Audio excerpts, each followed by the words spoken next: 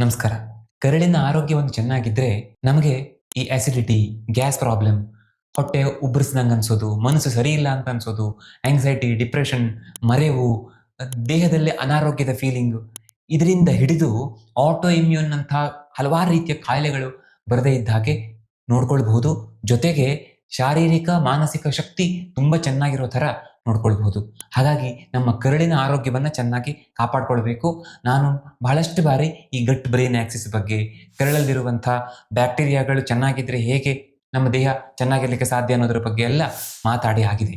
ಆದರೆ ಇಂದು ನಾನು ಕರುಳಿನ ಆರೋಗ್ಯವನ್ನ ಚೆನ್ನಾಗಿ ಕಾಪಾಡ್ಕೊಳ್ಳಿಕ್ಕೆ ಅಥವಾ ಹಾಳಾಗಿದ್ದರೆ ಅದನ್ನು ಸರಿ ಮಾಡ್ಕೊಳ್ಳಿಕ್ಕೆ ಬಳಕೆ ಮಾಡುವಂಥ 5 ವಿಶೇಷವಾದ ಆಯುರ್ವೇದ ದ್ರವ್ಯಗಳು. ನಿಮಗೆ ಸುಲಭವಾಗಿ ತುಂಬ ಕಡಿಮೆ ಬೆಲೆಯಲ್ಲಿ ಸಿಗುವಂಥ ಮತ್ತೆ ಇವುಗಳಲ್ಲಿ ಅಡಲ್ಟ್ರೇಷನ್ ಇಲ್ಲ ಅನ್ನುವಷ್ಟರ ಮಟ್ಟಿಗೆ ಶುದ್ಧವಾಗಿರುವಂಥ 5 ದ್ರವ್ಯಗಳನ್ನು ಹೇಳ್ತೇನೆ. ಯಾವಾಗಲೂ ಯಾವುದು ಕಡಿಮೆ ಹಣಕ್ಕೆ ಸಿಕ್ಕಿ ತುಂಬ ಒಳ್ಳೆಯ ಗುಣವನ್ನ ಅಥವಾ ಪರಿಣಾಮವನ್ನು ನಮ್ಮ ದೇಹಕ್ಕೆ ಕೊಡುತ್ತೋ ಅಂಥದ್ದನ್ನೇ ಆಯ್ಕೆ ಮಾಡ್ಕೊಳ್ಬೇಕು. ಇಲ್ಲದೆ ಹೋದರೆ ಅಡಲ್ಟ್ರೇಷನ್ ಆಗೋ ಚಾನ್ಸ್ ಇರುತ್ತೆ.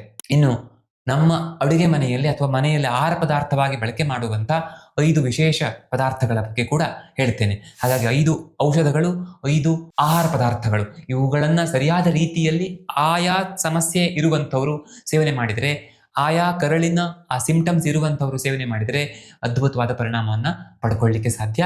ಅದರ ಬಗ್ಗೆ ಡೀಟೇಲ್ ಆಗಿ ಇವತ್ತು ನೋಡೋಣ. ಶುರು ಮಾಡೋಣ. ಮೊದಲನೇದು ಅಮೃತ, ಅಂದ್ರೆ ಅಮೃತ ಬಳ್ಳಿ, ಗುಡುಚಿ ಅಂತ ನಾವು ಆಯುರ್ವೇದದಲ್ಲಿ ಹೇಳ್ತೀವಲ್ಲ ಅದು. ಅದಕ್ಕೆ ತಿಕ್ತ ರಸ ಇದೆ, ಅಂದ್ರೆ ಕಹಿ ಟೇಸ್ಟ್ ಇದೆ. ಹಾಗಾಗಿ ಪಿತ್ತ ಶಮನ ಮಾಡುತ್ತೆ. ಆಕ್ಚುಲಿ ಅದು 3 ದೋಷಗಳನ್ನು ಶಮನ ಮಾಡುತ್ತೆ. ಆದರೆ ವಿಶೇಷವಾಗಿ ಪಿತ್ತದಿಂದ ಉಂಟಾಗುವಂತಹ ಸಮಸ್ಯೆಗಳಲ್ಲಿ, ಅದರಲ್ಲೂ ಕರುಳಿನ ವಿಷಯಕ್ಕೆ ಬಂದಾಗ ಪಿತ್ತದಿಂದ ಆಗುವಂತಹ ಉರಿ ಜೊತೆಗೆ ಮೋಷನ್ ಆಗೋದು ಅಥವಾ ಲೂಸ್ ಮೋಷನ್ ಪದೇ ಪದೇ ಆಗೋದು, ಈ ಥರ ಸಮಸ್ಯೆಯಲ್ಲಿ ಹೆಲ್ಪ್ ಆಗುತ್ತೆ. ಮತ್ತೆ ಇದು ರಸಾಯನ ಗುಣವನ್ನು ಹೊಂದಿರುವಂಥದ್ದು, ಅಂದ್ರೆ ದೇಹಕ್ಕೆ ಮನಸ್ಸಿಗೆ ಬಲವನ್ನು ಕೊಡುವಂಥದ್ದು, ನಮ್ಮ ಎಷ್ಟೋ ಕಾಯಿಲೆಗಳನ್ನ ಕಡಿಮೆ ಮಾಡಿ ಮುಪ್ಪನ್ನು ದೂರ ಮಾಡುವಂಥದ್ದು ಅಂತ. ಮತ್ತೆ ಇದರ ಬಗ್ಗೆ ಎಕ್ಸ್ಪ್ಲೇನ್ ಮಾಡುವಾಗ ಈ ತಿಕ್ತ ರಸಾಯನ ಅನ್ನೋ ಜೊತೆಗೆ ಸಂಗ್ರಹಿಣಿ ಅಂತ ಕೂಡ ಶಬ್ದವನ್ನ ಭಾವಪ್ರಕಾಶ ನಿಘಂಟಿನಲ್ಲಿ ಹೇಳ್ತಾರೆ. ಅಂದ್ರೆ ಅದು ಈ ಗ್ರಹಣಿ ರೋಗದಲ್ಲಿ, ಅಂದ್ರೆ ಪದೇ ಪದೇ ಲೂಸ್ ಮೋಷನ್ ಆಗುವಂಥದ್ದನ್ನ ತಡೆದು ಅದನ್ನ ಗ್ರಾಹಿ ಗುಣ ಅದಕ್ಕೆ ಇದೆ ಅಂತ, ಅಂದ್ರೆ ಗ್ರಹಿಸುವಂಥದ್ದು, ಎಳ್ಕೊಳ್ಳುವಂಥದ್ದು, ಅಬ್ಸಾರ್ಬ್ ಮಾಡ್ಕೊಳ್ಳುವಂಥದ್ದು, ತೆಳ್ಳೆ ಹೋಗ್ತಿರುವಂತಹ ಮೋಷನ್ ಅನ್ನ ಸರಿ ಮಾಡಿ ಅದಕ್ಕೊಂದು ರೂಪ ಕೊಟ್ಟು ಹೊರಗೆ ಹಾಕುವ ಗುಣ ಇದೆ ಅಂತ. ಅಗ್ನಿದೀಪನಿ ಅಂತ ಕೂಡ ಹೇಳ್ತಾರೆ. ಅಂದ್ರೆ ಅಗ್ನಿ ಬಲವನ್ನ ಹೆಚ್ಚು ಮಾಡುತ್ತೆ. ಅಗ್ನಿ ದೀಪನಿ ಅಂತಂದ್ರೆ ಇಲ್ಲದೆ ಇರುವಂತ ಬೆಂಕಿಯನ್ನು ಹೊತ್ಸತ್ತೆ ಅಂತ. ಹಾಗಾಗಿ ಆಮದೋಷವನ್ನ ಪಾಚನ ಮಾಡಿ, ಆಮದೋಷದಿಂದ ಆಗುವಂತ ಎಲ್ಲ ಕಾಯಿಲೆಗಳನ್ನು ದೂರ ಮಾಡಿ ಕರುಳಿನ ಆರೋಗ್ಯವನ್ನ ತುಂಬಾ ಚೆನ್ನಾಗಿ ಹೆಚ್ಚು ಮಾಡುತ್ತೆ. ಈ ಅಮೃತ ಬಳ್ಳಿಯನ್ನ ನಾವು ಹಲವಾರು ರೀತಿಯ ಕಾಯಿಲೆಗಳಿಗೆ ಕೊಡ್ತೇವೆ. ಅದರಲ್ಲೂ ಆಟೋ ಇಮ್ಯೂನ್ ಕಾಯಿಲೆಗಳಲ್ಲಿ ಅಮೃತ ಬಳ್ಳಿಯನ್ನು ವಿಶೇಷವಾಗಿ ಕೊಡ್ತೇವೆ. ಹೇಗೆ ಅದು ಕೆಲಸ ಮಾಡುತ್ತೆ ಅಂದ್ರೆ, ನಮ್ಮ ಕರುಳಿನ ಆರೋಗ್ಯವನ್ನು ಹೆಚ್ಚು ಮಾಡಿಯೇ, ಕರುಳಿನ ಆರೋಗ್ಯಕ್ಕೆ ಪುಷ್ಟಿ ಕೊಟ್ಟು ಕರುಳಲ್ಲಿರುವಂತಹ ಆಮಪಾಚನ ಮಾಡಿಯೇ ಅದು ಅಂತಹ ಗಂಭೀರವಾದ ಕಾಯಿಲೆಗಳನ್ನ ಕಡಿಮೆ ಮಾಡುತ್ತೆ ಅಂತ. ಅದರಲ್ಲಿ ಪದೇ ಪದೇ ಜ್ವರ ಬರೋದು, ವಾಂತಿ ಆಗೋದು ಅಥವಾ ವಾಂತಿ ಬಂದಂಗ ಅನ್ಸೋದು, ಇಂಥ ಸಮಸ್ಯೆಗಳಲ್ಲಿ ಅಮೃತ ಬಳ್ಳಿ ಸಿಕ್ಕಾಪಟ್ಟೆ ಹೆಲ್ಪ್ಫುಲ್. ಕ್ರಿಮಿಘ್ನ ಗುಣ ಅದಕ್ಕೆ ಇರೋದ್ರಿಂದ, ಅಂದ್ರೆ ಈ ಜಂತು ಹುಳಗಳನ್ನ, ಅಥವಾ ಇಲ್ಲಿ ಕ್ರಿಮಿಘ್ನ ಅಂತಂದ್ರೆ ಕೇವಲ ಕಣ್ಣಿಗೆ ಕಾಣುವ ಜಂತು ಒಂದೇ ಅಲ್ಲ, ಕೆಟ್ಟ ಬ್ಯಾಕ್ಟೀರಿಯಾಗಳನ್ನ, ವೈರಸ್ಗಳನ್ನ ಕೊಲ್ಲುವ ಶಕ್ತಿ ಅದಕ್ಕೆ ಇರುವ ಕಾರಣದಿಂದಲೇ ಅದು ಈ ಗಟ್ ಏನು ಇದೆಯಲ್ಲ, ನಮ್ಮ ಕರುಳಿನ ಆರೋಗ್ಯವನ್ನ ಚೆನ್ನಾಗಿ ನೋಡ್ಕೊಳ್ಳುತ್ತೆ ಅಂತ. ಇದಕ್ಕೆ ಈ ಕ್ರಿಮಿಘ್ನ ಗುಣ ಇರೋದ್ರಿಂದನೇ, ಅಂದ್ರೆ ಆಂಟಿವೈರಲ್, ಆಂಟಿ ಬ್ಯಾಕ್ಟೀರಿಯಲ್ ಪ್ರಾಪರ್ಟಿ ಇರೋದ್ರಿಂದನೇ ಇದನ್ನ ಚಿಕನ್ ಗುನ್ಯ ಆದಾಗ, ಕೋವಿಡ್ ಅಲ್ಲೆಲ್ಲ ನಾವು ಬಳಕೆ ಮಾಡ್ತಿದ್ವಿ ಅಂತ. ಇದರ ಬಳಕೆಯನ್ನ ಯಾರಿಗೆ ಯಾವ ತರಹದ IBS ಸಮಸ್ಯೆ ಇದೆ ಅನ್ನೋದನ್ನ ನೋಡ್ಕೊಂಡು ಕೊಡ್ಬೋದು. ಆದರೆ ಅಷ್ಟೆಲ್ಲ ನಾನು ಡೀಟೇಲ್ ಆಗಿ ಹೋಗಲ್ಲ. ಸಾಮಾನ್ಯವಾಗಿ ನಾವು ಮನೆಯಲ್ಲಿ ಕೊತ್ತಂಬರಿ ಬೀಜ, ಜೀರಿಗೆ, ಅದಕ್ಕೊಂದು ಚೂರು ಅಮೃತ ಬಳ್ಳಿ, ಅಂದ್ರೆ ನಾನು ಯಾವಾಗಲೂ ಹೇಳ್ತೇನಲ್ಲ, ಕಿರು ಬೆರಳಿನ ತುದಿಯ ಅಷ್ಟು ದೊಡ್ಡ ಅಮೃತ ಬಳ್ಳಿ ಚೂರ ನಿತ್ಯ ಸೇವನೆ ಮಾಡಿದ್ರೆ ಹಾಕೊಳ್ಬಹುದು. ಅದಿಲ್ಲ ಅಂದ್ರೆ ವಾರದಲ್ಲಿ 1 ಅಥವಾ 2 ದಿನ ಒಂದು ಕಿರು ಬೆರಳಿನ ಗಾತ್ರದ ಅಮೃತ ಬಳ್ಳಿಯನ್ನು ಅಂದ್ರೆ ಫ್ರೆಶ್ ಆಗಿದ್ರೆ ಕೊಚ್ಚಿ ಹಾಕಬಹುದು. ಇಲ್ಲ ಒಣಗಿದ ಅಮೃತ ಬಳ್ಳಿಯ ಪುಡಿ ಆಗಿದ್ರೆ ಒಂದು ಅರ್ಧ ಚಮಚದಷ್ಟು ಅಮೃತ ಬಳ್ಳಿಯ ಪುಡಿಯನ್ನು ಹಾಕಿ ಚೆನ್ನಾಗಿ ಕಷಾಯ ಮಾಡಿ ಅದನ್ನ ವಾರದಲ್ಲಿ 2 ದಿನ ಕುಡಿಬಹುದು ಅಂತ. ಆ ತರ ಕುಡಿತಾ ಹೋದ್ರಿಂದ ಅನುಕೂಲ ಆಗುತ್ತೆ. ಯಾರಿಗೆ ಸಮಸ್ಯೆ ಇದೆಯೋ ಅಂಥವರು ಕೊತ್ತಂಬರಿ ಬೀಜ, ಜೀರಿಗೆ ಜೊತೆಗೆ ಸ್ವಲ್ಪ ಅಮೃತ ಬಳ್ಳಿಯನ್ನು ಹಾಕಿ ಕಷಾಯ ಮಾಡಿ ಕುಡಿದ್ರೆ, ಆಗ ನಿತ್ಯವೂ ಕುಡಿಬಹುದು, ಸಣ್ಣ ಪ್ರಮಾಣದಲ್ಲಿ ಹಾಕಿ ನಿತ್ಯವೂ ಕುಡಿಬಹುದು. ಆ ಥರ ಮಾಡಿದರೆ ಆಗ ಅದು ಉರಿಯನ್ನು ಕೂಡ ಕಡಿಮೆ ಮಾಡುತ್ತೆ. ಕೇಳ್ಬೋದು, ಅಮೃತ ಬಳ್ಳಿ ಉಷ್ಣ ಅಲ್ವಾ, ಅದರಿಂದ ಉರಿ ಹೆಚ್ಚಾಗಬೇಕಲ್ವಾ ಅಂತ. ಇಲ್ಲ, ಅದು ಹೊಟ್ಟೆಯಲ್ಲಿ ಆಗುವಂಥ ಉರಿಯನ್ನು ಕಡಿಮೆ ಮಾಡುತ್ತೆ. ಆಕ್ಚುಲಿ ದಾಹಗ್ನ ಅಂತಾನೆ ಹೇಳ್ತಾರೆ ಅದಕ್ಕೆ. ನಾವು ಪೇಷಂಟ್ಸಿಗೆ ಎಷ್ಟೋ ಬಾರಿ ಔಷಧ ಕೊಡುವಾಗ ಗುಳುಚಡಿ ಕಷಾಯ ಕೊಡ್ತೇವೆ, ಅಂದ್ರೆ ಅದು ಅಮೃತ ಬಳ್ಳಿಯೊಳಗೆ ಮುಖ್ಯವಾಗಿ ಇದೆ. ಅದನ್ನು ಯಾವ ತರ ಪೇಷಂಟ್ಸಿಗೆ ಕೊಡ್ತೇವೆ ಅಂದ್ರೆ, ಯಾರಿಗೆ ಉರಿ ಉರಿ ಅಂತ ಹೇಳ್ತಾರೋ ಅಂಥವರಿಗೆ ಕೊಡೋದು ಜಾಸ್ತಿ. ಆದ್ರೆ ಅವರಿಗೆ ಅದರಲ್ಲಿ ಅಮೃತ ಬಳ್ಳಿ ಇದೆ ಅಂತ ಹೇಳೋದಿಲ್ಲ. ಹೇಳಿದ್ರೆ ಮತ್ತೆ ಉರಿ ಜಾಸ್ತಿ ಆಗಿಬಿಡುತ್ತೆ ಮನಸ್ಸಿನಲ್ಲಿ. ಇಲ್ಲದೆ ಹೋದ್ರೆ ನಮ್ಗೆ ಇದರಿಂದ ತುಂಬಾ ಚೆನ್ನಾಗಿ ಕಡಿಮೆ ಆಯ್ತು ಅಂತ ಹೇಳ್ತಾರೆ. ಹಾಗಾಗಿ ಅಮೃತ ಬಳ್ಳಿ ಉರಿಯನ್ನು ಕಡಿಮೆ ಮಾಡಲಿಕ್ಕೆ ತುಂಬಾ ಹೆಲ್ಪ್ಫುಲ್. ಅದಕ್ಕೆ ಉಷ್ಣ ಗುಣ ಇದ್ರೂ ಕೂಡ. ಯಾಕೆಂದ್ರೆ ಅದರ ಹಿಂದೆ ಹಲವಾರು ಕಾರಣಗಳಿವೆ. ಅದಕ್ಕೆ ತಿಕ್ತರಸ ಇದೆ, ಅದಕ್ಕೆ ತ್ರಿದೋಷ ಶಮನ ಶಾಮಕ ಗುಣ ಇದೆ, ಮತ್ತೆ ಅದು ಮಧುರ ವಿಪಾಕವನ್ನು ಹೊಂದಿರುವಂಥದ್ದು. ಈ ಎಲ್ಲ ಕಾರಣಗಳಿಂದಾಗಿ ಅದು ದಾಹಶಮನ ಮಾಡುತ್ತೆ. ಎರಡನೇದು ಅಣಲೆಕಾಯಿ, ಸಿಕ್ಕಾಪಟ್ಟೆ ಹೆಲ್ಪ್ಫುಲ್. ರಸಾಯನಿ, ಅನುಲೋಮಿನಿ ಅಂತ ಹೇಳ್ತಾರೆ. ಅಂದ್ರೆ ಅದು ಅನುಲೋಮನ ಅಂದ್ರೆ ನಮ್ಮ ದೋಷಗಳನ್ನ ಕೆಳಗಡೆ ತಗೊಂಡು ಹೋಗುತ್ತೆ. ಎಸ್ಪೆಷಲಿ ವಾತ ದೋಷ ಹೆಚ್ಚಾಗಿ ಕಟ್ಟಿಕೊಂಡಿದ್ರೆ ಅದನ್ನು ಸಲೀಸಾಗಿ ಹೊರಗಾಕತ್ತೆ ಅಂತ ಅರ್ಥ ಆಗೋ ರೀತಿಯಲ್ಲಿ ಹೇಳ್ಬೋದು.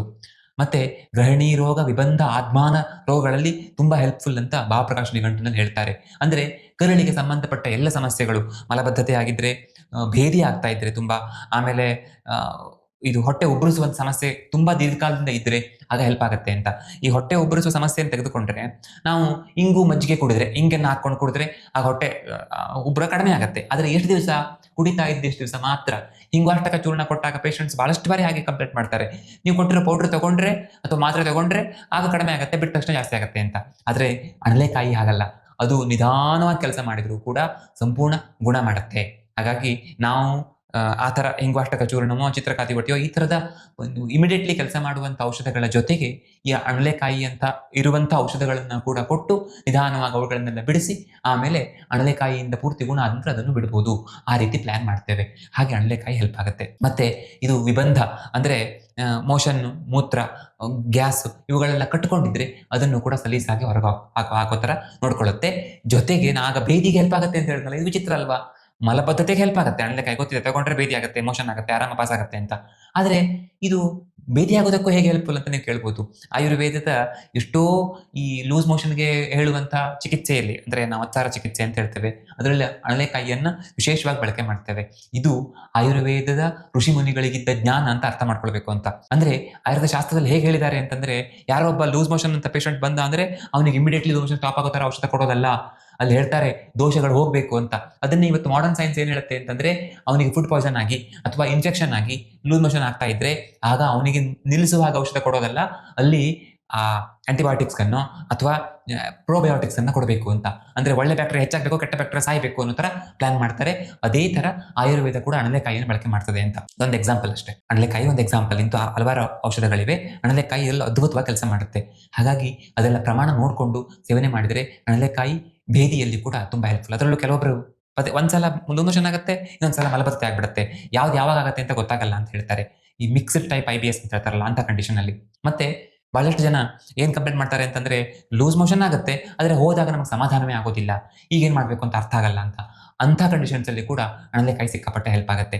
ಮತ್ತೆ ಈಗಾಗಲೇ ಹೇಳಿದಾಗ ಇನ್ಫೆಕ್ಷನ್ ಅಲ್ಲಿ ಗ್ಯಾಸ್ ಟ್ರಬಲ್ ಎಲ್ಲ ಸಿಕ್ಕಾಪಟ್ಟೆ ಹೆಲ್ಪ್ಫುಲ್. ಆದರೆ ಅಣಲೆಕಾಯಿಯನ್ನು ಸೇವನೆ ಮಾಡುವಾಗ ಸ್ವಲ್ಪ ಯೋಚನೆ ಮಾಡಬೇಕು. ಅಂದ್ರೆ ಪ್ರಕೃತಿ ಎಲ್ಲ ನೋಡ್ಕೊಳ್ಬೇಕು. ತುಂಬಾ ಒಣಗಿರುವಂಥ ದೇಹ ಆಗಿದ್ರೆ ಬರೀ ಅಣಲೆಕಾಯಿ ಸೇವನೆ ಮಾಡ್ತಾ ಹೋದ್ರೆ ಆಗೋದಿಲ್ಲ. ಜೊತೆಗೆ ಒಂದು ತುಪ್ಪವನ್ನು ಸೇವನೆ ಮಾಡಬೇಕು, ಇಲ್ಲ ಡಾಕ್ಟರ್ ಸಜೆಷನ್ ತಗೊಂಡು ಮಾಡಬೇಕು. ಇಲ್ಲಿ ಈಗ ಅಣಲೆಕಾಯಿಯನ್ನು ಹೇಗೆ ಸೇವನೆ ಮಾಡಬೇಕು ಅಂತಂದ್ರೆ, ಅದಕ್ಕೆ ಸಾಮಾನ್ಯ ಬೆಸ್ಟ್ ವೇ ಅಂತಂದ್ರೆ, ಒಂದು ಸ್ವಲ್ಪ ಮಜ್ಜಿಗೆ ತಗೊಂಡು ಅದಕ್ಕೆ ಅಣಲೆಕಾಯಿ ಪುಡಿ ಒಂದು ಅರ್ಧ ಚಮಚ, ಇಲ್ಲ ನಿಮ್ಗೆ ಒಂದು ಚಮಚ ತಗೊಂಡ್ರೆ ಮಾತ್ರ ಆರಾಮಾಗಿ ಮೋಷನ್ ಪಾಸ್ ಆಗುತ್ತೆ, ಸಾಕಾಗೋದಿಲ್ಲ ಅಂತಂದ್ರೆ ಒಂದು ಚಮಚ ಹಾಕಿ ಅದಕ್ಕೆ ಶುಂಠಿಯ ಪುಡಿಯನ್ನು ಸ್ವಲ್ಪ ಹಾಕೊಂಡು ಸೇವನೆ ಮಾಡಿದ್ರೆ ತುಂಬಾ ಚೆನ್ನಾಗಿ ಕೆಲಸ ಆಗುತ್ತೆ. ಅದನ್ನ ಊಟದ ಕೊನೆಯಲ್ಲಿ ಸೇವನೆ ಮಾಡಬಹುದು. ಅದು ಆಯಾ ಸಮಯಕ್ಕೆ ಅಂತ ಇದೆ, ನಾವು ಊಟದ ಕೊನೆಯಲ್ಲಿ ಸೇವನೆ ಮಾಡಬಹುದು ಅಂತ ಹೇಳ್ಬೋದು. ಕೆಲವು ಕಂಡೀಷನ್ಸ್ ಅಲ್ಲಿ ಊಟದ ಪ್ರಾರಂಭದಲ್ಲಿ ಅಂತೆಲ್ಲ ಇದೆ. ಬಟ್ ಮಜ್ಜಿಗೆಯಲ್ಲಿ ಸೇವನೆ ಮಾಡುವಾಗ ನಾವು ಹಾಗೆ ತೆಗೆದುಕೊಳ್ಬಹುದು. ತುಂಬಾ ಗ್ಯಾಸ್ ಆಗ್ತಿದೆ ಅಂತಂದ್ರೆ ಒಂದು ಸಣ್ಣ ಚೂರು ಇಂಗನ್ನು ತುಪ್ಪದಲ್ಲಿ ಹುರಿದು ಹಾಕೊಳ್ಬಹುದು. ಜೀರಿಗೆ ಪುಡಿ, ಶುಂಠಿ ಪುಡಿ, ಓಂಕಾಳಿನ ಪುಡಿ, ಶುಂಠಿ ಪುಡಿ ಅಂತ ಹೇಳಿದೆ, ಜೀರಿಗೆ ಪುಡಿ, ಓಂಕಾಳಿನ ಪುಡಿ, ಬೇಕಾದ್ರೆ ಒಂದು 4 ಚಿಟಿಕೆ ಸೈಂಧವ ಲವಣ, ಇಂಥವುಗಳನ್ನೆಲ್ಲ ಹಾಕೊಂಡು ಕುಡಿಬಹುದು. ಮುಂದಿನದು ಭದ್ರಮುಷ್ಟಿ. ಭದ್ರಮುಷ್ಟಿಯನ್ನ ಒಬೆಸಿಟಿ ಕಡಿಮೆ ಮಾಡುವ ವಿಷಯದಲ್ಲಿ ಹೇಳಿದ್ದೆ. ಇದು ಈ ವಿಷಯದಲ್ಲೂ ಕೂಡ ತುಂಬಾ ಹೆಲ್ಪ್ಫುಲ್. ವಿಶೇಷವಾಗಿ ಎಂಥವರಲ್ಲಿ ಅಂದ್ರೆ, ಮುಸ್ತಂ ಕಟು ಹಿಮಂ ಗ್ರಾಹಿ ತಿಕ್ತಂ ದೀಪನ ಪಾಚನಂ ಅಂತ ಹೇಳ್ತಾರೆ. ಅಂದ್ರೆ ಮುಸ್ತ ಅಂದ್ರೆ ಭದ್ರಮುಷ್ಟಿ ಹಿಮ ತಂಪು ಗುಣವನ್ನು ಹೊಂದಿದೆ, ಉಷ್ಣ ಆಗಿ ಲೂಸ್ ಮೋಷನ್ ಆಗುತ್ತೆ ಅನ್ನುವಂಥವರಿಗೆ ಇದು ಸಿಕ್ಕಾಪಟ್ಟೆ ಹೆಲ್ಪ್ಫುಲ್. ಯಾಕೆಂದ್ರೆ ಇದು ಗ್ರಾಹಿ, ಹಿಮಂ ಗ್ರಾಹಿ ಅಂತ ಹೇಳಿದ್ರು. ಅಂದ್ರೆ ಎಲ್ಲ ಅಬ್ಸಾರ್ಬ್ ಮಾಡ್ಕೊಳ್ಳುವ ನೀರಿನ ಅಂಶವನ್ನು ಅಬ್ಸಾರ್ಬ್ ಮಾಡಿಕೊಂಡು ಮೋಷನ್ ಸರಿ ಫಾರ್ಮ್ ಆಗಿ ಹೋಗುವ ಹಾಗೆ ನೋಡ್ಕೊಳ್ಳುತ್ತೆ. ಮತ್ತೆ ದೀಪನ ಪಾಚನಂ ಅಂದ್ರೆ ನಮ್ಮ ಡೈಜೆಷನ್ ಚೆನ್ನಾಗಿ ಆಗೋ ತರ ಅಗ್ನಿಯ ಬಲವನ್ನು ಹೆಚ್ಚು ಮಾಡುತ್ತೆ. ದೀಪನ ಅಂತಂದ್ರೆ ಇಲ್ದಿರುವಂತ ಅಗ್ನಿ ಹೊತ್ತಲಿಕ್ಕೆ ಹೆಲ್ಪ್ ಮಾಡುತ್ತೆ.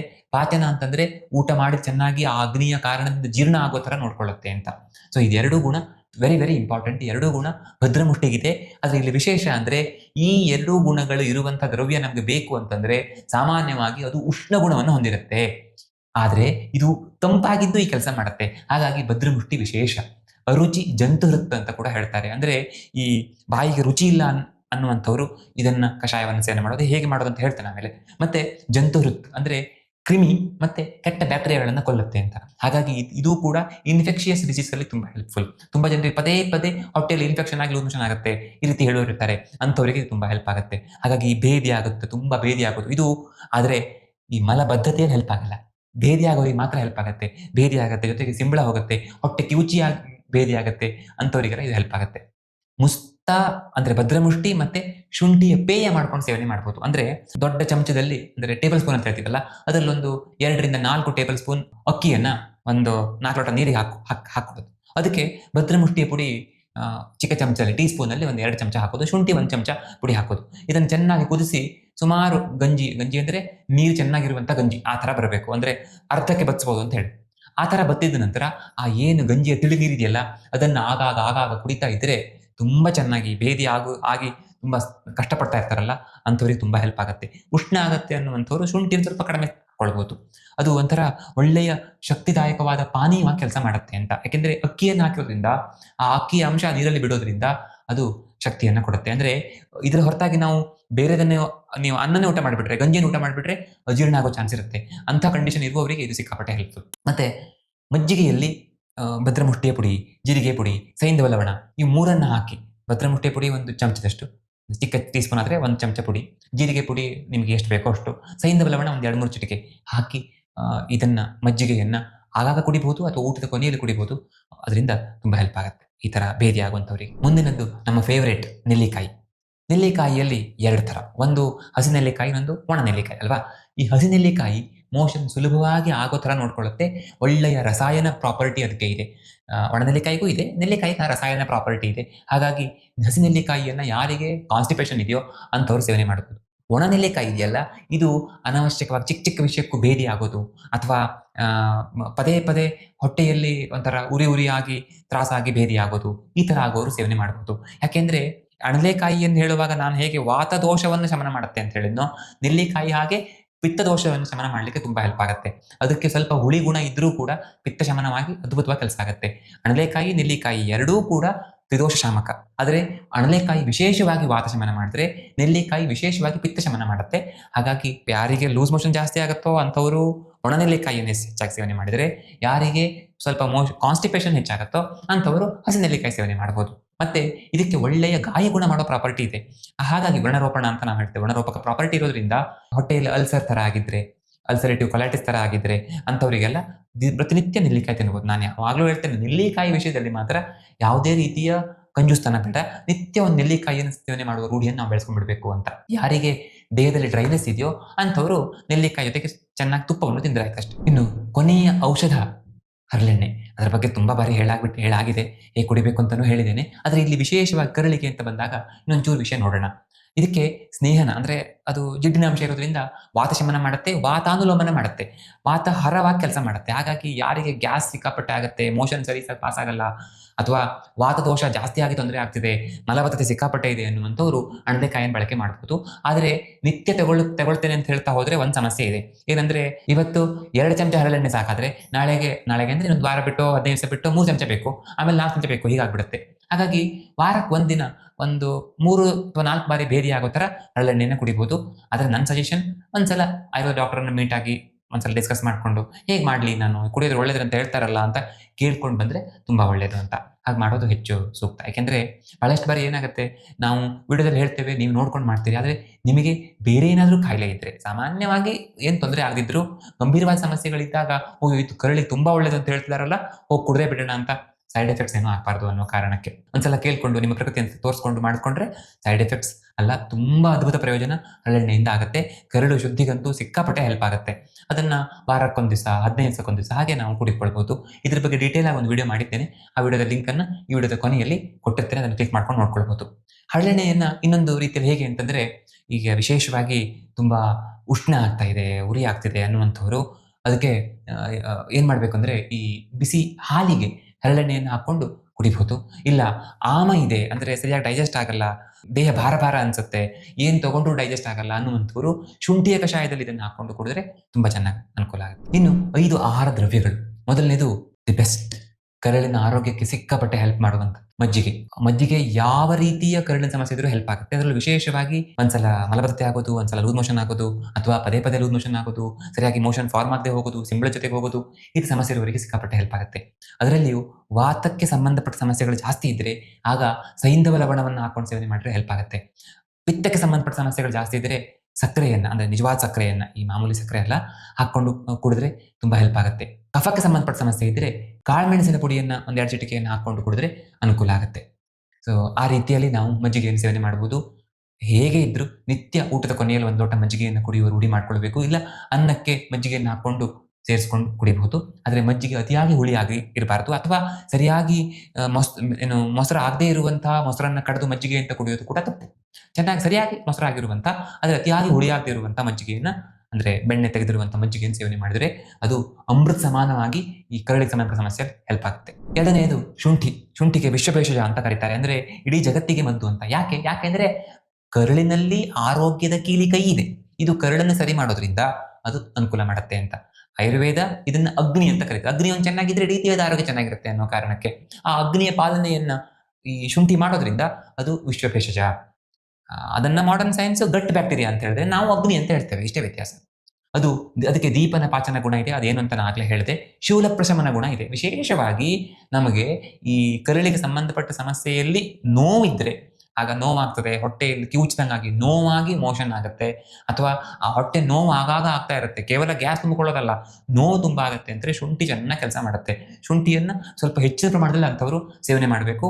ಒಂದು ವೇಳೆ ಶುಂಠಿ ತಗೊಂಡಾಗ ನನಗೆ ಉಷ್ಣ ಆಗುತ್ತೆ ಅಂತಿದ್ರೆ ಶುಂಠಿ ಕ್ಷೀರವನ್ನು ಸೇವನೆ ಮಾಡಬಹುದು. ಅಂದ್ರೆ ಹೇಗೆ ಅಂತಂದ್ರೆ, ಒಂದು 3 ಲೋಟ ನೀರು, 1 ಲೋಟ ಹಾಲು, ಅದಕ್ಕೆ ಶುಂಠಿ 1 ಚಮಚದಷ್ಟು ಹಾಕಿ 3 ಲೋಟ ನೀರು ಬತ್ತುವವರೆಗೆ ಅದನ್ನು ಚಿಕ್ಕ ಬೆಂಕಿಯಲ್ಲಿ, ಸಣ್ಣ ಬೆಂಕಿಯಲ್ಲಿ ಕುದಿಸಿ 1 ಲೋಟಕ್ಕೆ ಬತ್ತಿದ ನಂತರ ಅದನ್ನು ಸೋಸ್ಕೊಂಡು ಆ 1 ಲೋಟ ಹಾಲನ್ನು ಕುಡಿದ್ಬಿಡ್ಬೇಕು. ಆಗ ಶುಂಠಿಯ ಗುಣ ನಮಗೆಲ್ಲ ಸಿಕ್ತು, ಆದರೆ ಅದರ ಉಷ್ಣ ಗುಣ ಎಷ್ಟೋ ಕಡಿಮೆ ಆಗಿರುತ್ತೆ. ಇನ್ನು ಮೂರನೇದು ದಾಳಿಂಬೆ ಹಣ್ಣು. ದಾಳಿಂಬೆ ಹಣ್ಣಿಗೆ ಗ್ರಾಹಿ ಗುಣ ಇದೆ. ಅಂದ್ರೆ ಇದು ತುಂಬಾ ಚೆನ್ನಾಗಿ ಅಬ್ಸಾರ್ಪ್ಷನ್ ಕೆಪಾಸಿಟಿನ ಹೆಚ್ಚು ಮಾಡುತ್ತೆ ಅಂತ. ಹಾಗಾಗಿ ಲೂಸ್ ಆಗಿ ಮೋಷನ್ ಹೋಗೋದು ಕಡಿಮೆ ಆಗ್ತಾ ಹೋಗುತ್ತೆ. ಗ್ರಾಹಿ ಅಂದ್ರೆ ಆ ಗುಣ ಅರ್ಥ ಮಾಡ್ತಾರೆ, ಸಿಂಪಲ್ ಆಗಿ ಹೇಳಬೇಕು ಅಂದ್ರೆ. ಮತ್ತೆ ಇದಕ್ಕೂ ಕೂಡ ದೀಪನ ಪಾಚನ ಗುಣಗಳಿವೆ. ಹಾಗಾಗಿ ಅಗ್ನಿಯನ್ನು ಚೆನ್ನಾಗಿ ಇದು ಮಾಡುತ್ತೆ. ಇದು ಹೃದಯ, ಅಂದ್ರೆ ಹೃದಯಕ್ಕೆ ತುಂಬಾ ಒಳ್ಳೆಯದು. ಅಂದ್ರೆ ನಮ್ಮ ಮನಸ್ಸು ಚೆನ್ನಾಗಿರೋ ತರ ನೋಡ್ಕೊಳ್ಳುತ್ತೆ. ಹಾಗಾಗಿ ಕರಳು ಚೆನ್ನಾಗಿರೋ ತರ ಆಗ್ಲಿಕ್ಕೆ ಹೆಲ್ಪ್ ಆಗುತ್ತೆ. ವಾತ ಪಿತ್ತ ಶಾಮಕ. ವಾತ ಮತ್ತೆ ಪಿತ್ತ ದೋಷಗಳು ಕಡಿಮೆ ಆಗ್ತವೆ. ವಾತ ಪಿತ್ತ ದೋಷಗಳು ಕಡಿಮೆ ಆಗುವ ಕಾರಣದಿಂದಾಗಿ ದೇಹಕ್ಕೆ ಬಲ ಬರುತ್ತೆ, ಜೊತೆಗೆ ಕರಳಿಗೂ ಕೂಡ ಬಲ ಬರುತ್ತೆ. 4ನೇದು ದ್ರಾಕ್ಷಿ, ಒಣ ದ್ರಾಕ್ಷಿ. ಅನ್ಫಾರ್ಚುನೇಟ್ಲಿ ದ್ರಾಕ್ಷಿ ಸಿಕ್ಕಾಪಟ್ಟೆ ಕೆಮಿಕಲ್ಗಳು ಜೊತೆಗೆ ಬರುತ್ತೆ. ಅದನ್ನ ಬೆಳೆಯುವಾಗ, ಆಮೇಲೆ ಒಣ ದ್ರಾಕ್ಷಿ ಮಾಡುವಾಗೆಲ್ಲ ಆ ಥರ ಇದಾಗುತ್ತೆ. ಹಾಗಾಗಿ ಏನ್ ಮಾಡಬಹುದು, ಹಸಿ ದ್ರಾಕ್ಷಿಯನ್ನು ತೆಗೆದುಕೊಂಡು ಅದನ್ನು ನಾವೇ ಒಂಥರ ಇಡ್ಲಿ ಮಾಡಿದ ಹಾಗೆ ಒಂದು ಸ್ವಲ್ಪ ಅದನ್ನು ಬೇಯಿಸ್ ಥರ ಮಾಡಿ ಅದು ಒಡಿತದೆ, ಅದನ್ನು ಒಣಗಿಸಿ ಅದನ್ನು ನಾವು 1 ವರ್ಷಕ್ಕಾಗುವಷ್ಟು ಚೆನ್ನಾಗಿ ಒಣಗಿಸಿಟ್ಕೊಂಡ್ರೆ ಬಳಕೆ ಮಾಡಬಹುದು. ಪ್ರಾಕ್ಟಿಕಲಿ ಸ್ವಲ್ಪ ಕಷ್ಟನೇ, ಇಲ್ಲ ಅಂದ್ರೆ ಒಂದು ಒಳ್ಳೆ ಕ್ವಾಲಿಟಿ ಒಣ ದ್ರಾಕ್ಷಿಯನ್ನು ತಂದು ಅದನ್ನ ನಾವು ಸೇವನೆ ಮಾಡ್ತಾ ಹೋದ್ರೆ ಈ ಅನುಕೂಲ ಆಗುತ್ತೆ. ಅದು ವಿಶೇಷವಾಗಿ ತರ್ಪಕ ಅಂತಂದ್ರೆ ಧಾತುಗಳಿಗೆ ಪೋಷಣೆ ನೀಡುತ್ತೆ, ಹೊಟ್ಟೆಗೆ ಏನಂತಾರೆ ಟಾನಿಕ್ ತರ ಕೆಲಸ ಮಾಡುತ್ತೆ ಅಂತ. ಅದರಿಂದಾಗಿ ಈ ಸಾಮಾನ್ಯವಾಗಿ ಕರಳು ಹಾಳಾದವರಿಗೆ ಶಕ್ತಿಯ ಕೊರತೆ ಇರುತ್ತೆ, ಅದು ಒಣ ದ್ರಾಕ್ಷಿಯಿಂದ ಹೆಲ್ಪ್ ಆಗುತ್ತೆ. ಇಲ್ಲಿ ಹಸಿ ದ್ರಾಕ್ಷಿ ಅಲ್ಲ, ಇದು ಒಣ ದ್ರಾಕ್ಷಿನೇ. ಮತ್ತೆ ಇದು ಮೃದು ಸ್ರಂಸನ ಗುಣವನ್ನು ಹೊಂದಿದೆ ಅಂತ ಆಯುರ್ವೇದ ಹೇಳುತ್ತೆ. ಅಂದ್ರೆ ತುಂಬಾ ಮೃದುವಾಗಿ ಮೋಷನ್ ಆರಾಮ್ ಪಾಸ್ ಆಗೋ ತರ ನೋಡ್ಕೊಳ್ಳುತ್ತೆ. ಇದು ಹೇಗೆ ಅಂತಂದ್ರೆ ಇದರಿಂದ ಹ್ಯಾಬಿಟ್ ಫಾರ್ಮ್ ಆಗೋದಿಲ್ಲ. ಅಂದ್ರೆ ಇವತ್ತು 10 ಒಣ ದ್ರಾಕ್ಷಿ ತಗೊಂಡ್ರೆ ನಾಳೆಗೆ 20 ಬೇಕು, ನಾಡಿದ್ದು 30 ಬೇಕು ಅನ್ನೋ ತರ ಆಗೋದಿಲ್ಲ. ಮತ್ತೆ ಯಾವತ್ತೊಂದ್ಸಲ ನಾವು ಬಿಟ್ಟರು ಕೂಡ ಮೋಷನ್ ಸುಲಭವಾಗಿ ಆಗ್ತಾ ಇರುತ್ತೆ. ಹಾಗಾಗಿ ಇದು ತುಂಬಾ ಚೆನ್ನಾಗಿ ಆ ವಿಷಯದಲ್ಲಿ ಕೆಲಸ ಮಾಡುತ್ತೆ. ಮನಸ್ಸಿಗೂ ಕೂಡ ಶಕ್ತಿಯನ್ನು ಕೊಡುವಂಥದ್ದು. ಈ ಎಲ್ಲ ಕಾರಣಗಳಿಂದಾಗಿ ಇದು ಕರಳಿನ ಆರೋಗ್ಯವನ್ನು ಚೆನ್ನಾಗಿ ಕಾಪಾಡ್ಕೊಳ್ಳುತ್ತೆ. ಇನ್ನು ಕೊನೆಯದು ಜೀರಿಗೆ ಒಳ್ಳೆಯ ಆತ್ಮಾನಹಾರ. ಅಂದ್ರೆ ಗ್ಯಾಸ್ ಬ್ಲೋಟಿಂಗ್ ಅಂತ ನಾವು ಹೇಳ್ತೀವಲ್ಲ, ಅದು ಕಡಿಮೆ ಮಾಡ್ಲಿಕ್ಕೆ ತುಂಬಾ ಹೆಲ್ಪ್ ಆಗುತ್ತೆ. ನಿತ್ಯ ನಾವು ಜೀರಿಗೆಯನ್ನು ತಿನ್ನೋದು, ಜೀರಿಗೆ ಕಷಾಯ ಕುಡಿಯೋದೆಲ್ಲ ಮಾಡಬೇಕು. ಈ ತರ ಹೇಳಿದಾಗ ತುಂಬಾ ಜನ ಏನ್ ಹೇಳ್ತಾರೆ ಅಂದ್ರೆ, ನಾವು ಮನೆಯಲ್ಲಿ ಎಲ್ಲರೂ ಜೀರಿಗೆ ಕಷಾಯ ದಿನಾಲು ಕುಡಿತೇವೆ ಅಂತ. ಎಷ್ಟು ಕುಡಿತಾರೆ? ಎಲ್ಲ ಮನೆಯವರಿಗೆ ಎಲ್ಲರಿಗೂ ಸಾಕಾಗುವಷ್ಟು ನೀರು ತಗೊಳ್ತಾರೆ. ಅದಕ್ಕೆ ಕಷಾಯ ಪುಡಿ ಅಂತ ಒಂದು 1/4 ಚಮಚ ಪುಡಿ, ಅದು ಎಲ್ಲಿ 1-2-3 ಚಿಟಿಕೆ ಇರುತ್ತೆ, ಅಷ್ಟು ಹಾಕ್ತಾರೆ. ಅದರಲ್ಲಿ ಜೀರಿಗೆ ಸ್ವಲ್ಪ, ಕೊತ್ತಂಬರಿ ಬೀಜ ಸ್ವಲ್ಪ, ಕೆಲವು ಸ್ವಲ್ಪ ಶುಂಠಿ ಚೂರು, ಇದೆಲ್ಲ ಇರುತ್ತೆ. ಇದರಿಂದ ಒಬ್ಬೊಬ್ಬ ಮನುಷ್ಯನಿಗೆ ಎಷ್ಟೆಷ್ಟು ಸಿಗುತ್ತೆ? ಇಷ್ಟು ಸಿಕ್ಕಿದ್ರೆ ಆ ಸಮಸ್ಯೆ ವಾಸಿ ಆಗ್ಲಿಕ್ಕೆ ಸಾಧ್ಯ ಇಲ್ಲ. ಎಲ್ಲೋ ಒಂದು ಸಣ್ಣ ಪ್ರಮಾಣದಲ್ಲಿ ನಮಗೆ ಆರೋಗ್ಯಕ್ಕೆ ಹೆಲ್ಪ್ ಆಗ್ಬೋದು ಅಷ್ಟೇ. ಹಾಗಾಗಿ ಸ್ವಲ್ಪ ಹೆಚ್ಚಿನ ಪ್ರಮಾಣದಲ್ಲಿ ಸೇವನೆ ಮಾಡಬೇಕು.